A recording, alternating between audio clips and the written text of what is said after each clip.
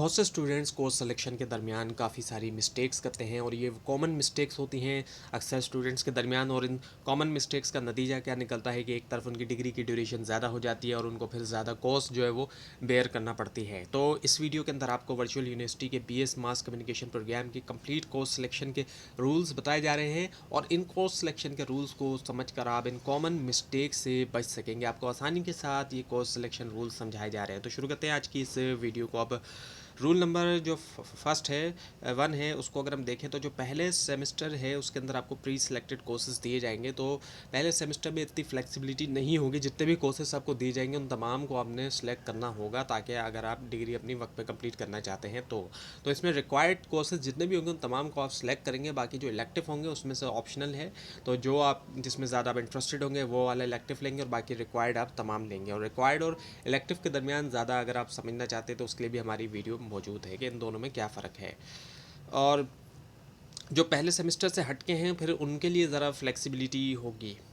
अब credit hours limit की हम बात करें तो पहला और जो सेकंड सेमेस्टर है उसमें मैक्सिमम जो 15 क्रेडिट आवर्स जो है वो अलाउड होंगे। और मैं 15 क्रेडिट आवर्स से मुराद ये कि अगर 3 क्रेडिट आवर का एक कोर्स होता है तो 5 जो है वो कोर्स बनते हैं मैक्सिमम पहले और दूसरे सेमेस्टर के अंदर।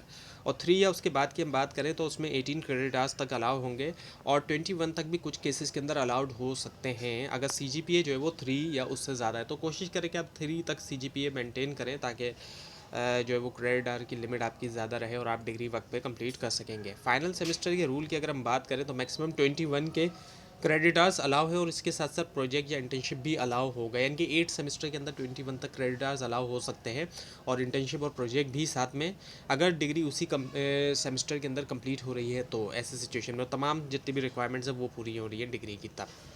अब इम्पॉर्टेंट नोट ये है कि जो मैक्सिमम क्रेडिट आवर की लिमिट है उसमें F या D ग्रेड के भी कोर्स शामिल हैं, यानी कि अगर आप कोई कोर्स रिपीट कर रहे हैं या फेल हो गया कोई कोर्स वो रिपीट कर रहे हैं आप इम्प्रूवमेंट वाला या फेल वाला, तो ऐसे सिचुएशन में ये नहीं होगा कि आपको एक्स्ट्रा क्रेडिट आवर दिया जाएगा, बल्कि वही लिमिट बरकरार रहेगी जैसे कि 15 या 18 की या 21 की है उसी लिमिट के मुताबिक। तो इसलिए आपको बड़ा ध्यान से रिपीटेशन की तरफ जाना है और फेल वाले तो आपको लाजमी तौर पे देना होंगे। तो इसलिए बेहतर ये कि कोशिश करें कि आप 3 CGPA तक मेंटेन करें और कोशिश करेंगे किसी भी कोर्स में F ग्रेड ना आए। अगर एक आध में आ भी जाता है और 3 CGPA होती है तो फिर तो मसला नहीं होगा, लेकिन ज़्यादा में आएगा तो फिर आपके लिए आगे फिर प्रॉब्लम होगी। अब कोर्स लोड की वार्निंग की अगर हम बात करें तो अगर कम कोर्सेस आप लेंगे तो ऐसे सिचुएशन में एक्स्ट्रा सेमेस्टर लगने के चांसेस हैं।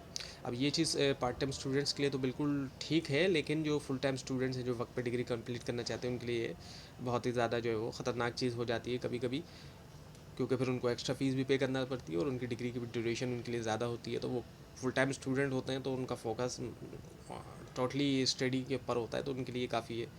तो कोशिश करेंगे जितने ज़्यादा आप कोर्सेज सेलेक्ट करें उतने ही ज़्यादा बेटर होगा। क्रेडिट आवर्स की लिमिट के मुताबिक जितने ज़्यादा हो सकता है उतने ज़्यादा आप कोर्सेज सेलेक्ट करेंगे और एडिशनल सेमेस्टर से क्या होगा आपकी कॉस्ट भी ज़्यादा होगी। अब ग्रेड इंप्रूवमेंट की हम बात करें तो D ग्रेड वाला जो कोर्स है उसको एक बार तो इम्प्रूव किया जा सकता है, यानी कि आप बार बार तो नहीं लेकिन एक बार इम्प्रूवमेंट ज़रूर दे सकेंगे उसकी।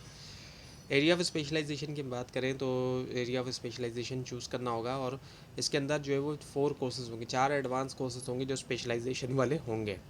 अब इसकी एलिजिबिलिटी की हम बात करें तो CGPA 1.75 या एटलीस्ट उससे ज़्यादा होनी चाहिए और एटलीस्ट जो है वो 81 क्रेडिट आवर्स हो, इनके इतने कोर्सेज पढ़े हों कि वो 81 क्रेडिट आवर्स बनते हैं। इंटर्नशिप या फाइनल प्रोजेक्ट की हम बात करें तो उसके लिए 2 CGPA में मिनिमम होनी चाहिए और एटलीस्ट 105 यानी कि 105 के क्रेडिट आवर्स कंप्लीट किए हों। फाइनल प्रोजेक्ट की जो एडिशनल रिक्वायरमेंट है वो ये कि STA 630 वाला कोर्स भी पढ़ा हो जो कि रिसर्च मेथड वाला है। अब जो रेगुलर स्टूडेंट है जो नॉन जॉब होल्डर हैं यूनिवर्सिटी उनको रेगुलर स्टूडेंट कंसिडर करती है, उनको इंटर्नशिप की तरफ जाना होगा, प्रोजेक्ट की तरफ नहीं जा सकते और 6 to 8 वीक की उनको इंटर्नशिप कंप्लीट करना होगी किसी रजिस्टर ऑर्गेनाइजेशन में, वो भी रिलेवेंट डिपार्टमेंट में। इंटर्नशिप रिपोर्ट वो बना के प्रेजेंट करेंगे और इसका फॉर्मेट यूनिवर्सिटी देगी लेकिन उन्हें खुद बनानी होगी और कोशिश की जाएगी इस चैनल पे भी आपको इंटर्नशिप रिपोर्ट की प्रिपरेशन करवाई जाए और सब कंप्लीशन सर्टिफिकेट वो जमा करवाएंगे एज अ प्रूफ के तौर पर जहाँ से वो इंटर्नशिप करेंगे वहाँ से लेकर। जॉब स्टूडेंट क्या करेंगे वो प्रोजेक्ट की तरफ जाएंगे और जॉब कंफर्मेशन लेटर प्रोवाइड करेंगे जहाँ पे वो जॉब कर रहे हैं वहाँ से।